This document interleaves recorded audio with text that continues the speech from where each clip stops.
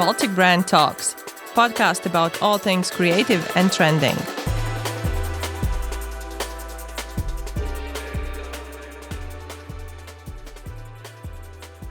Hi everyone, this is Andris Rubins, CEO of Magic, and you are listening to Baltic Brand Talks. Today, I have a great pleasure talking to the brand, the representative from the brand that a lot of us admire. It's a Swedish brand, now very famous and recognizable globally. The brand that has a very witty humor, very bold personality, and is challenging the whole category of milk. And yes, you guessed it, it's Oatly. And I will interview Sara Hansson, the brand strategist and co-partner at KIOSK, and ex-global social media manager at Oatly. And yes, Sara has been with the Oatly brand team since it was created around 10 years ago, so gathered a lot of great experience. And if you want to know what are the most important lessons and takeaways from those years at Oatly, you will need to stay with me for the next 60 minutes. But I'm sure you will enjoy it. So, welcome.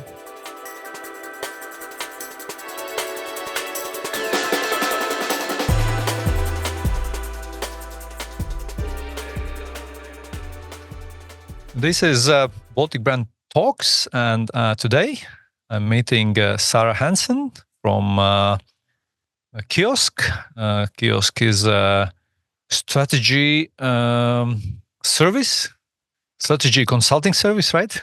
Yeah, and brand strategy service, yeah. A strategy service, yes. And but Sara has also been around 10 years part of global social media team at Oatly, the brand that has attracted, I think, many people in advertising, in marketing, in FMCG kind of product segment, but of course also people who just like good content, good humor, witty ads, and a healthy product.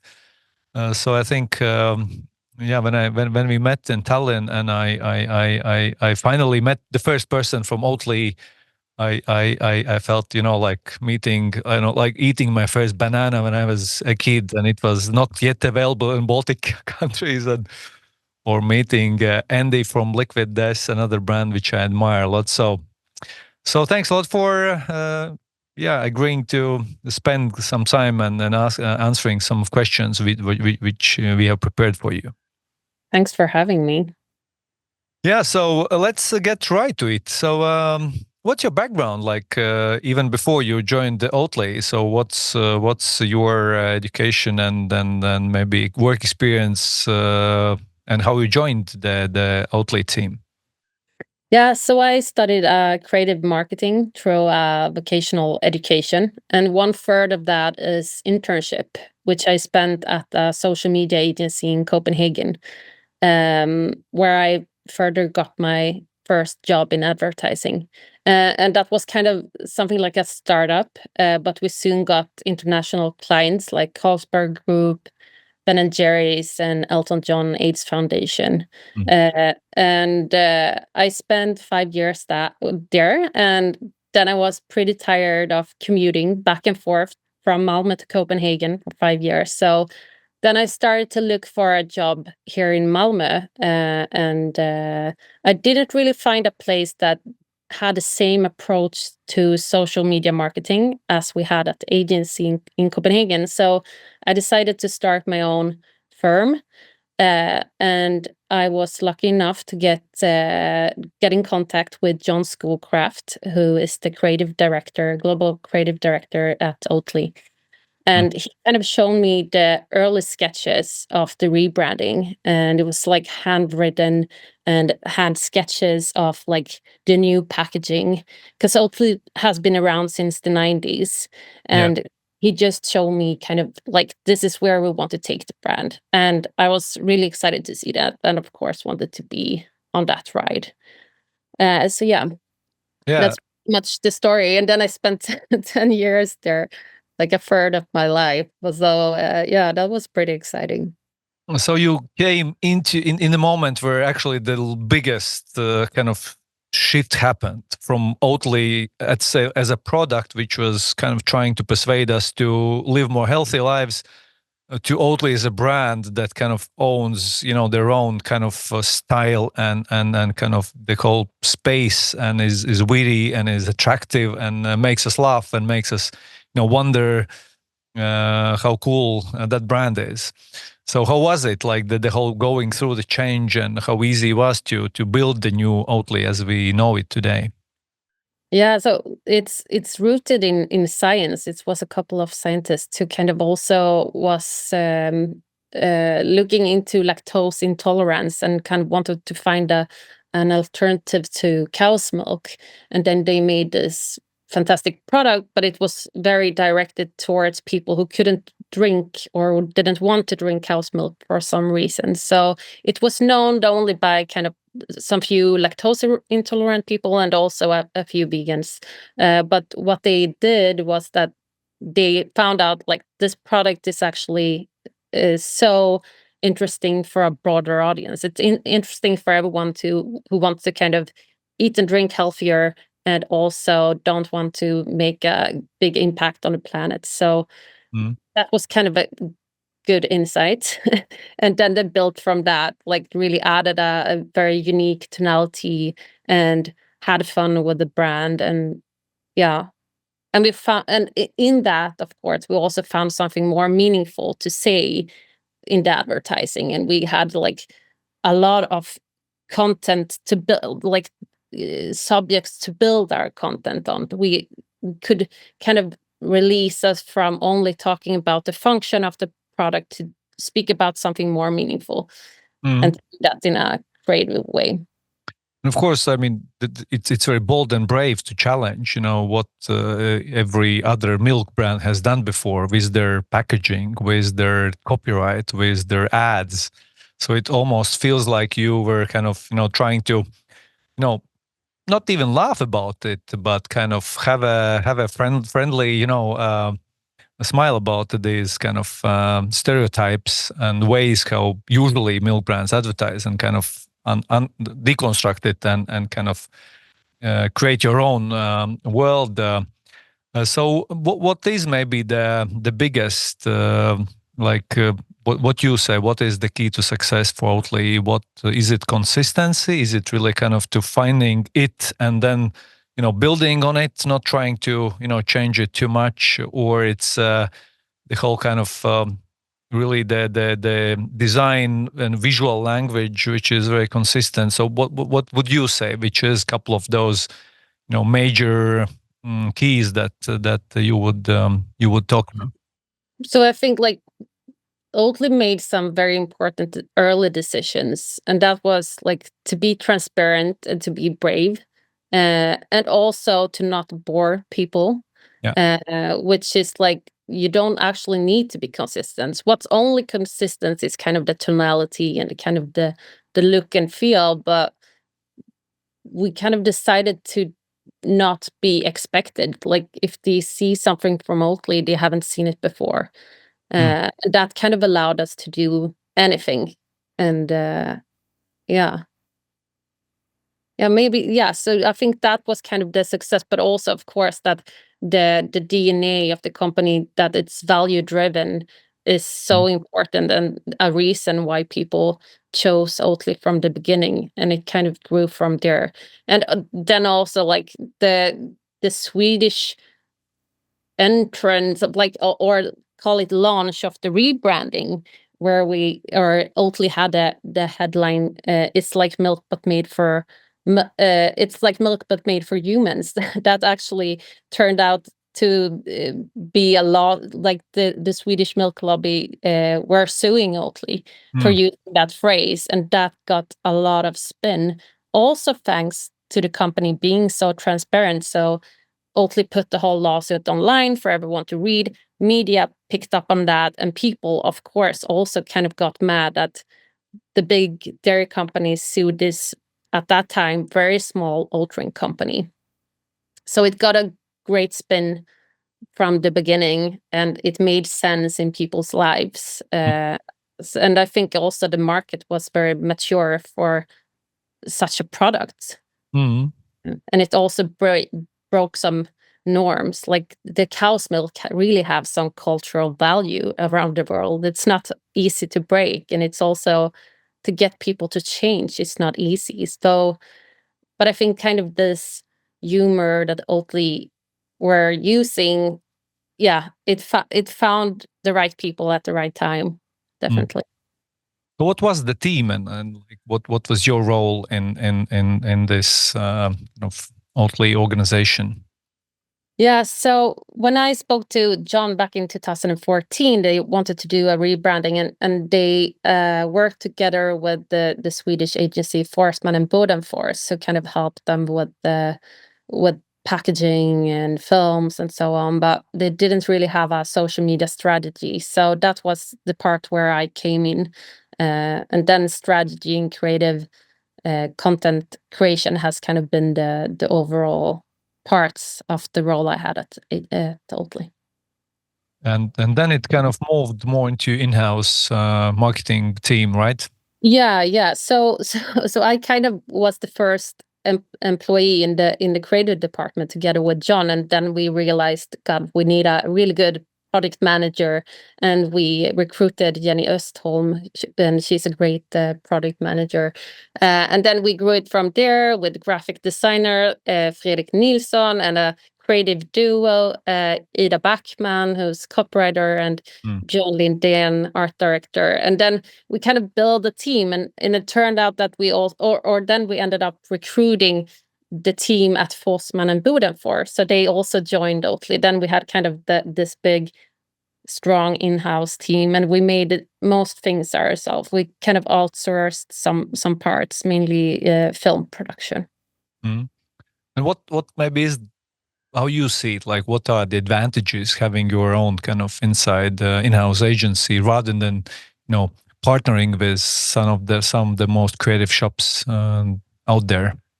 Yeah, I think so. One smart thing that the former CEO Tony and the creative director John did was that they kind of took away the marketing department. So the creative department was, so we kind of briefed ourselves, and it was everything went on so fast, and we kind of didn't need to go through these different paths that kind of kills your good ideas in the end, because it's not so logical or whatever. It doesn't focus on the way people from marketing think. So it was a lot of trust put into the creatives, which was, I think, one of the main reasons why work turned out to be so good.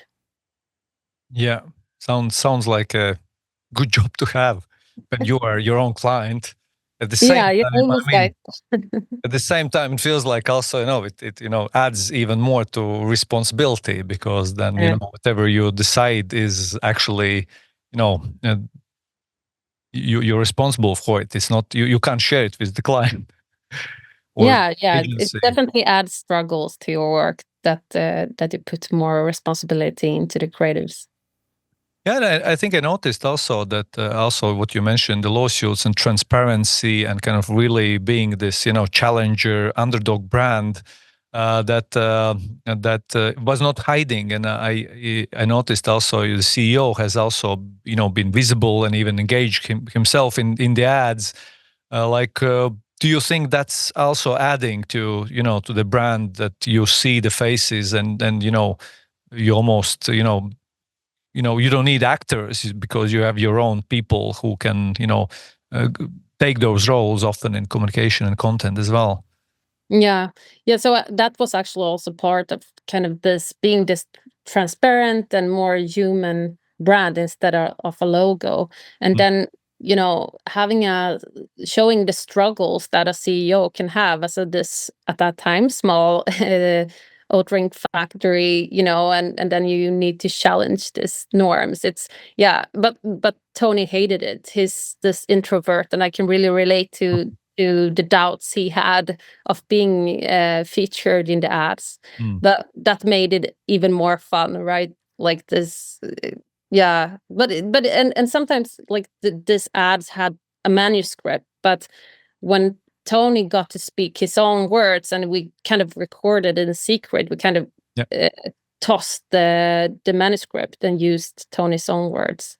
And I guess the video that is most known with Tony is probably where he sings and plays the keyboard in the middle of an oat field. Yeah. We had on Super Bowl, for example, and that we actually made a song for him that he got to kind of try out at his home. But then when he showed up on the recording day, he was like, I've written my own song, because it turns out that Tony has actually been part of a band in his young days. So he used his own song, which was pretty nice. So yeah, most sounds very, using your CEO could also end up being very awkward. But if you do it right, it can be also show that you're just a group of genuine individuals, I guess. No, but this really kind of makes it even more kind of logic that the success of Oatly, because I think it really often starts with the CEO, just like the CEO of Liquid Death himself is a punk and kind of a creative director and is kind of really understands the authenticity of himself and of the company he's building. And the same goes with Klarna, who is also origin from Sweden, but now is a global phenomenon where again CEO is he can jump, he can make tricks, and he's ready to be vulnerable himself publicly. So it makes kind of in more sense that the Tony is also one of those guys, even if he's not a perfectly extrovert, but he was ready to to be part of the picture and not hide somewhere in the office. Yeah, exactly. Even though he hated it, he I guess he trusted the creatives, and when we said it could be a good idea. And it's also like it was also a possibility to talk about these things in a more human manner. That like, okay, because there are so many regulations when it comes to food, and also plant-based food, and having titles on your packaging that compares yourself to existing food like cow's milk, for example. So it was also a way to speak about that in a very not formal or preachy way. So how easy it was for you to kind of expand, regionally, globally, even how easy it is to make great content for the countries you are not part of, or you don't maybe know the culture. I know there was a lot of discussion about the outdoor in France, which was kind of trying to play around the rules that outdoors has, and you can't use the logo or brand, but you can kind of use the slogans. So again, you mixed physical car with the digital outdoor, but again, it really requires to understanding this kind of different context that each country where you enter has. So how did you face these different cultures and countries that Oatly was promoting the brand? Yeah, so I can start off by saying there was amazing teams in most countries like connected to Oatly. So we definitely got a lot of input and insights from these people. But it was also a lot, like as Oatly has always been doing, it's a lot of experimental stuff and playing around and challenging every kind of norm, also when it comes to how to do advertising. So yeah, we followed some rules, I guess. And also, yeah, a lot of thanks to local people doing their great work. And I think any funny fuck ups there? funny fuck ups. France is one example, but also like I know Spain, okay, no, let's not go into the fuck ups. Okay. So, 10 years of creating content, there has been probably some pieces that, were fine. Some pieces went crazy or viral, as we often say. So what are maybe some of your most favorite, campaigns or pieces of content that you managed to produce during the years? Yeah, so if you're kind of looking at the number of eyeballs, then it would probably be the collaboration we did with Josef Hercher, who is like this creative talent on the internet, like everyone else. Like he's amazing. He's a really genius. He do this very useless machines that helps him with everyday uses, like taking a shower or something like that. Then, so he got our products and integrated them in his machines to help him eat a breakfast without using his hands. And it's hilarious, and you can't really stop watching it. It's very long. It's like not the typical things that goes very fast, and it's yeah. So this is a kind of slow TV thing, following his conveyor belt with Oatly products, but it's genius, and it's got like 240 million views on TikTok. But then, of course, we also have like the content that might not get as much eyeballs, but maybe turned into generate this exciting debate that got people to think about food systems. Like that's equally important. Or like content that can get media attention, and then it turns out to be something else. So yeah, I think we have done. So yeah, I'm definitely proud of the time I've spent at Oatly, and I think still they are doing so many good things. It's a great machine that generates a lot of fun ideas. Yeah, so I think you also shared when we met in Tallinn at Passport Conference, you and your partner in crime, you both were on stage and shared some of the lessons. So maybe there are some more of them that you didn't cover yet. Maybe you can share a short recap. Yeah, a short recap. We kind of share 4 lessons from the time we spent at Oatly. And number 1 was like nobody cares about brands, and that might be a good thing for companies to realize, like that you're not trying to force yourself into people's life, instead trying to fit into people's lives. And then we also had like you don't need to be consistent. Maybe a lot of companies have this, they're kind of in love with themselves. So all you see is their logo, their product, but trying kind of to do something else and try to be unexpected because, you don't want to bore people out, and realize that people are not so into brands after all. They care about their own life. But at the same time, and of course, I mean, this kind of consistency can mean different things. Yeah. I think this visual and kind of these colors and the codes that Oatly has introduced 10 years ago, I think they're super consistent, and this really helps. I mean, whenever I see, LinkedIn post on Oatly, I just immediately, see that's you. That's not like whatever other brand. So I think in a way you have been most consistent. But again, you have allowed yourself to just do whatever felt, interesting at the time, right? Yeah, it's very much a gut feeling instead of being too logical, maybe. But yeah, as you say, it's very unique and consistent in the way Oatly speaks and looks. Yeah. But then we also spoke about like that competition as we know it has changed. And if you can't beat them, you have to join them, which we refer to these internet creators like Joseph, create these machines. And you have all of these talents. And sometimes it's just easier to find a way to collaborate with these amazing people. And then you could also lift these artists in some kind of way. And it's a win for both. And to not like kind of try to follow trends, because that might feel a bit awkward after all.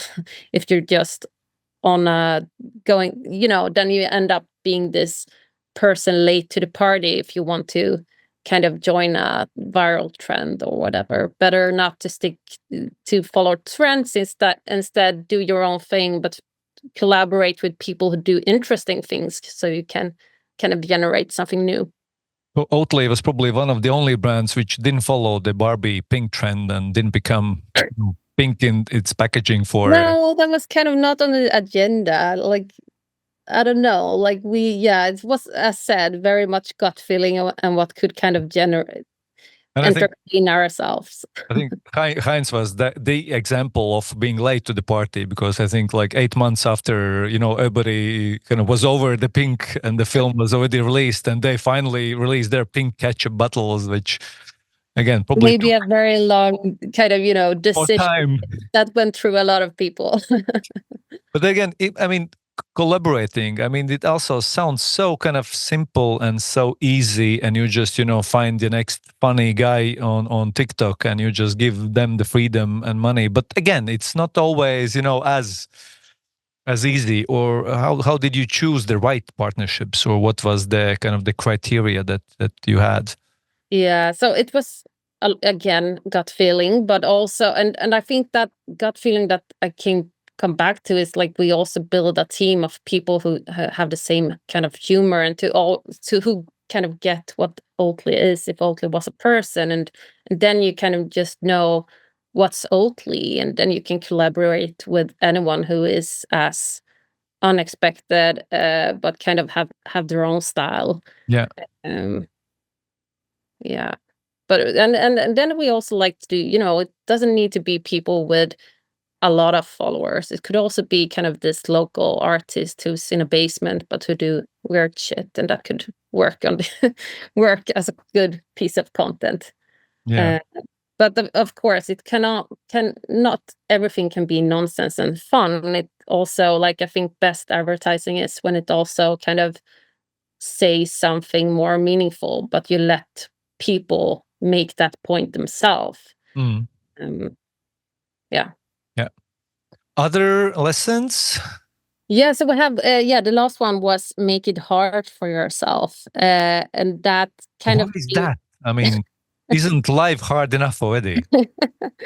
No, add more shit on your table. But I think that, like, it's, of course, you can get people to laugh, but if you want to make an impact, or if you are a value driven brand like Oatly is, then you have an agenda, and that you need to be correct. Like, also, if you want to change the food system, like Oatly was one of the first who kind of made this climate labeling on all products, and that was an insane amount of work. It was a lot of our man hours, and you have to calculate all products and involve a third party, and an insane amount of time. But that will make an impact, and then it's worth being a struggle. So I guess that's the point of that lesson. So in other words, instead of just creating another video, which is, often easy to make, let's redesign, or let's innovate, let's create something new, which is a lot of hassle, which definitely, and I can agree, some of our most successful campaigns involved client, and they had to put some effort to make it possible, or to be engaged themselves with taking some risks often, or kind of adding a new service to existing one to kind of really make a difference. Now I get it. It's not just about running another ultra marathon, but basically just doing the homework, so that it's not just storytelling and story doing. So it's a work behind it as well. Yeah. Great. So enough about learnings, and I love them, and I think many brands could really kind of just copy paste. And of course, you can't copy Oatly, but you can copy maybe some of the principles and ideas and kind of approaches. And one more thing, I have noticed that seems like Oatly has this special kind of love towards outdoor, digital outdoor and physical outdoor, and whatever outdoor ads. Where it started, and why is that? Yeah, maybe it's a good space for our Oatly's amazing copywriters to shine. But it's like, as you said, like, you definitely see, the outdoors are also very characteristic. I can't even speak. Very unique for Oatly. You have the black font on the white background. It says something, but you don't know what it will say. And that's, it's also very experimental area. The creatives have had very fun with those, so that's also challenged the team on the inside to kind of do something new.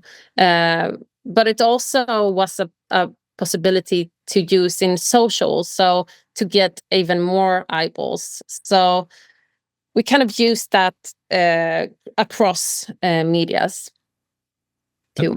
and for me, also outdoor is kind of also a statement, kind of media, where if you really want to show, that you are here for, you have ambition and you are here to stay and you want to, be part of everyday's life because you can't escape outdoor. That's the only media I think we still kind of can't avoid. We can avoid banners, we can avoid TV. Nobody's watching that anymore.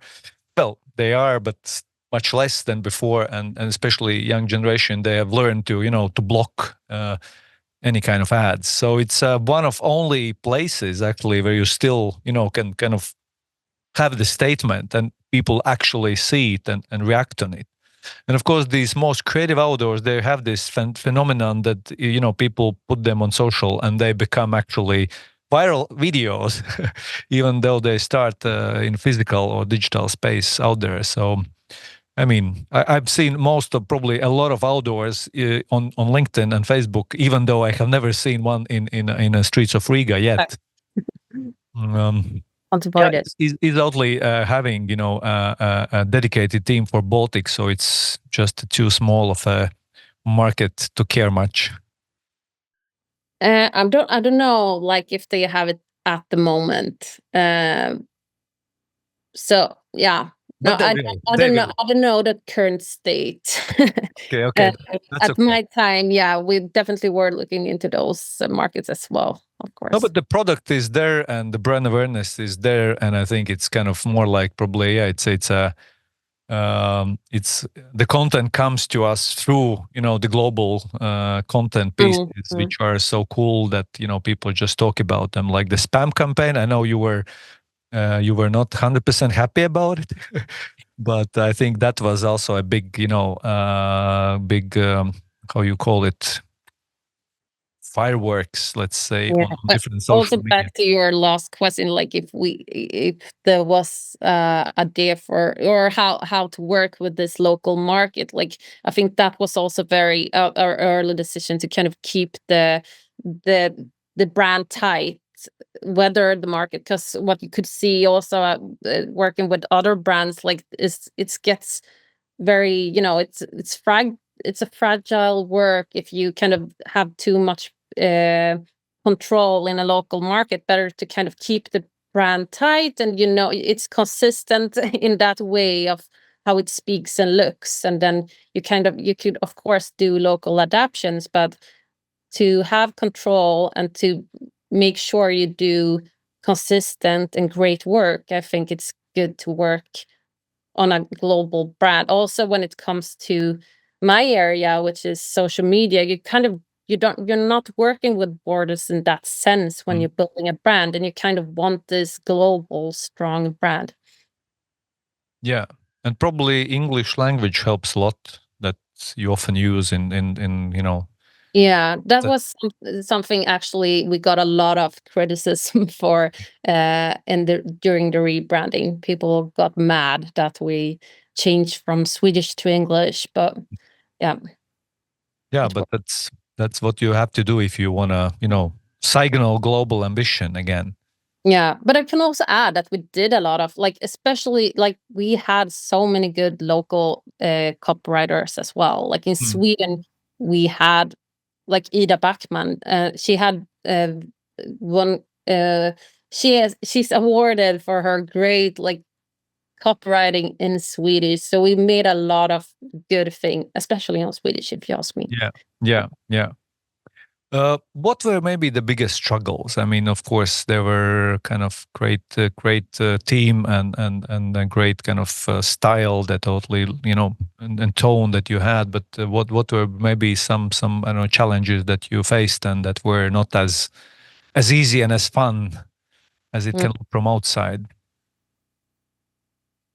Yeah, so I guess again, like, if you have decided to be this value-driven company, and you want to do good, then it is a struggle, because it means a lot of work for all of you, and you have to collaborate close with the sustainability department, and you have to do things right, and you have high demands, and people expect a lot from you, and rightfully they should. So but it was a lot of work having that approach, but I think definitely worth it, and more companies would benefit from doing more good, I think. So it's kind of more easy to say you're green than actually to make yourself green. Yeah, because For the exactly. later. If you start just talking about it, it easily turns out to greenwashing. But if you kind of prove by actions, then it turns out to be something interesting. All right, and then one day you decided enough is enough.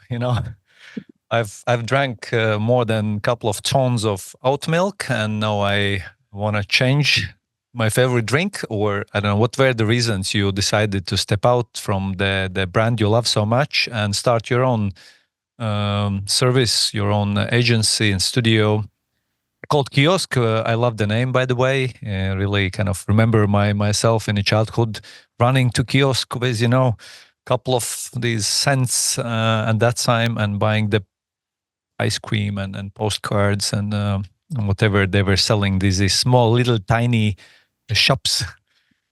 So yeah, where idea comes from, and what KIOSK means to you? Yeah, so both me and Joanne had fought for a while to start our own business. Like I also had done it before, and was kind of looking back with nice warm feeling on that time, but also wanted to do something new, and that's the most fun now, to build something new. As like Oatly was kind of have also gone through being this different kinds of companies, something like a startup to something international and big, and so but Kiosk right now is very much a startup, and it's so much fun, and I get to do it with colleagues, actually 2 colleagues now, because we have also got the previous global PR director Ulrika Enström to join Kiosk. Remotely as well. Yes. I So suppose John Schoolcraft is not as happy. so now we're 3 previous colleagues, but also friends, and we kind of share the same gut feeling again on how to do stuff, and yeah, so we're happy about that, and I have now found a small place to sit at, and we have had a good start, so that's fun. And the great news, you are still in touch with Oatly, so you're still helping the brand as well. But maybe there are some other happy brands that you already started to kind of help with their content and strategies. So clients are within still plant-based foods, and also entertainment, politics, and tech. So it's very from one to another, but that's also makes you very creative, and you kind of clients can kind of benefit from each other in some kind of way. And we also have realized that we have an amazing network of these creative talents that I didn't really think of, but are now it's crystallized itself, and the stars are aligned. Yeah, sounds exciting. So you managed to get yourself involved also in EU election campaign in Sweden. Yeah, yes, very important one. And you helped one of the parties to. You mean like not towards the election. It was more of a workshop kind of way of how to use social media, and I think like I was actually talking with my colleagues about like it would be a nice if more people in communication could help out the good side in politics. Because some need it, and also it's to not maybe we shouldn't go into politics. It definitely turns out to a bigger subject.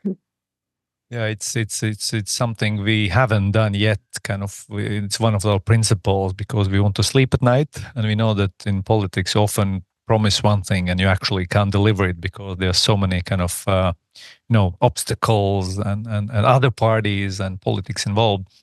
But yeah, there was actually a discussion also in Latvia that some of the best politicians in TikTok, or some of the politicians we don't want to see part of our government or European Parliament. So these kind of opposition parties or challengers, they actually are way more effective and active in TikTok and Instagram and Reels and Telegram, different channels than the big parties who kind of make a bit old school kind of classical poster outdoor campaigns with the well-looking guys in suits and ladies in costumes.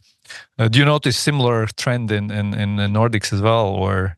Yeah, definitely. And I think like it's a bit scary because some political messaging can be, it's easily to say something in a sentence, and that can be viral. But politics is so complex, and something that could be perceived as easy and is often not that. So yeah, and it's a lot of talks and with disinformation and so on. So yeah, it's a different it's a subject for itself, and it can be very scary. And it's also very important just to know where you gather your information from and know your facts, and also that people take the responsibility of looking into more.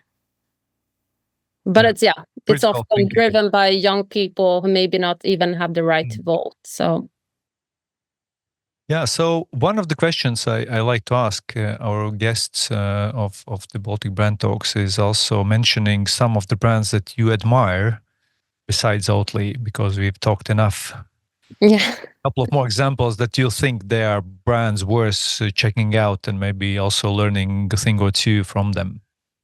Yeah, so maybe not, it's too of a big word to say that I admire brands, because maybe it's Oatly school, but it's all companies. But I admire when people at companies see that they have a responsibility and know that it's okay for a company to have an opinion and not being afraid to lose customers by saying that opinion.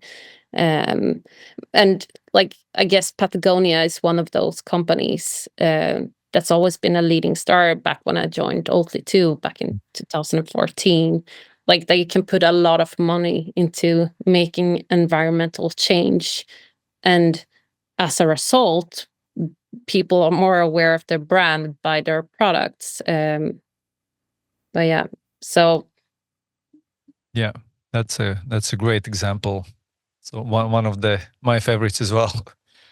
And I think they also really kind of live up to this, principle, isn't it? Principle until it costs you money, avoiding Black Fridays, avoiding this, a fast fashion, and kind of really trying to, even ask people not to buy, which they did, instead kind of really trying to understand what they really need and what planet needs. And the whole concept that CEO or the owner kind of gives all the shares to the planet Earth, that was quite a statement as well. But again, it costed quite a fortune to do so. yeah, exactly. So on the importance of humor, I know Oatly has its own kind of witty, humor, and it's definitely there, and I think it has been also incremental or crucial part of the brand success. But how do you feel it? Like, is it a powerful weapon for every brand to kind of explore, or it's maybe only to these kind of niche challenger brands that they can afford to really use humor? Like, what's your take on this? Like, I think good advertising creates any emotion, whether it be like laughs or other type of feelings. And then it makes even better advertising if you add some like undertones of seriousness, or kind of, having a message. But of course, true nonsense and entertainment is really fun. But like, good advertising also consists of kind of driving people to act in some kind of way. But but yeah, I think also like if you add humor, which like I think it's a very fine line, because if you have humor, it could also be just, if you fail on it, it can be such awkward advertising instead. But if you do kind of the humor with the smarts on the tone, where that your listeners, they actually can put the point themselves, then it can turn out good if you're lucky. Yeah, I mean, we probably all fail time after time, but it probably doesn't. It shouldn't hold us back. And I think humor can, like, in my opinion, is that even the most serious issues like sustainability or safety or whatever habit changing campaigns that we build, this kind of putting people a smile or doing it in an entertainment fashion can often help just to get people's attention first of all, and then hopefully make them want to see the content and share the content rather than showing the blood and then just making people fear and scared and Yeah, it's easy to be kind of fall into being preachy, and I also think that people, what Oatly has also been good at is like not forcing people to choose. It's okay to take baby steps, which I guess it's nice for the more conservative people as well. It's not a scary brand, but it might be an annoying brand sometimes. It's yeah. yeah. Yeah, so I mean, being creative and creating a lot of content, it probably also requires to kind of absorb and to gather new stuff and new content and new creators. So where do you kind of look for new sources of inspiration or new sources for ideas that you work on? Yeah, so I think like I get a lot of energy and inspiration from these crazy people at the internet, but also art, and also maybe something more negative like problems where you're just simply being forced to think creatively to find a solution. Like what? That could be a Give me an solution. example. More like there are so many problems in the world. Yeah. Don't you think? There's too many. Oh, But yes, like of course, and then my like colleagues too. Like I think there are so many people doing creative things, both like on their side and yeah, like also music. God, there are so many things that gives you inspiration. I don't know, God. and how do you control the screen time? Because I mean, again, if you work on the content and you consume content, it feels like it's 24/7 almost. Besides sleep time. Yeah, thankfully I have a family, and and I love nature. I'm also a surfer, and I'm happy to be out in the ocean. So maybe that's a good non-screen time for me.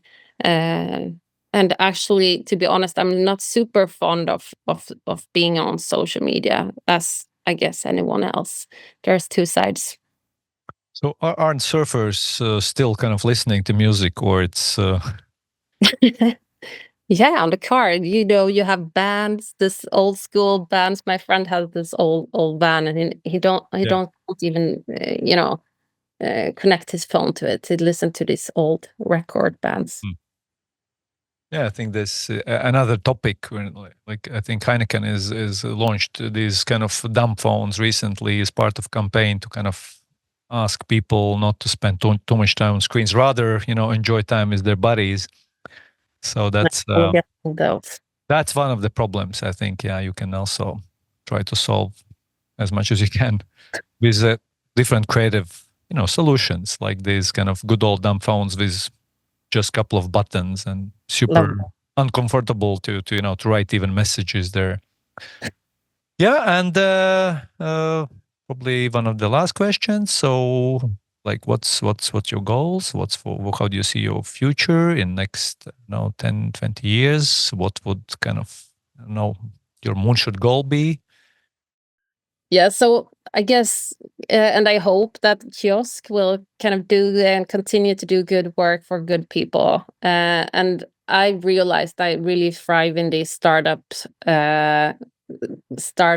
phases. So I hope we can keep that spirit for a long time. And personally, I hope I also find a good balance, like with work and family and being out in the water. And I have my side project within seaweed connected to the future of foods. So yeah, I hope I find kind of, success would be to have a good balance between interest, family, and work. Yeah. All and boring as that. No. I actually love this thing that you started with, good work for good people. I really like that.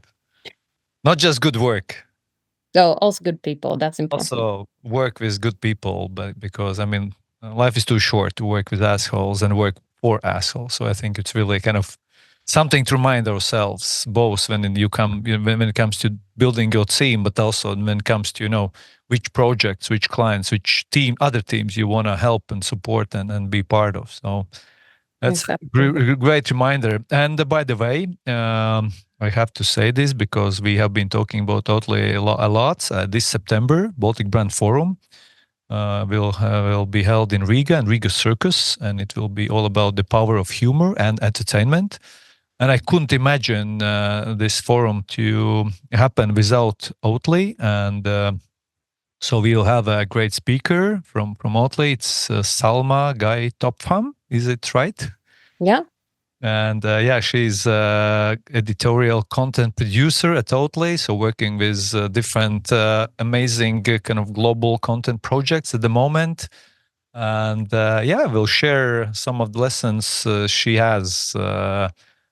She's amazing. Great person and great work.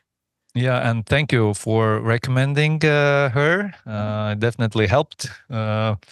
And so everybody who wants to hear even more from people from Oatly, please save the date, 20th of September, Riga. Many other great speakers and great event as a whole. And as it's Riga Circus, of course, we want to use the venue. So we have performers and comedians and artists, not just marketing experts. So I really hope to see you as well in Riga. Thanks. Definitely. Too close not to, come, I think. I will. Thanks for and thank you so much for, having a great and a very honest conversation with me today. And I really hope that many of our Baltic Brand Talks listeners will have something to take away from this, and will hopefully build a better work for great people as well. Thank you. Thank you so much. Thanks.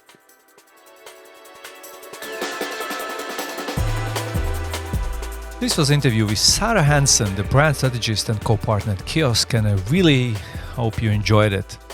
If you want to hear more case studies, interviews, and discussions on what's hot and what's trending, then please follow us on Spotify or Apple Podcasts, wherever you prefer. And see you soon.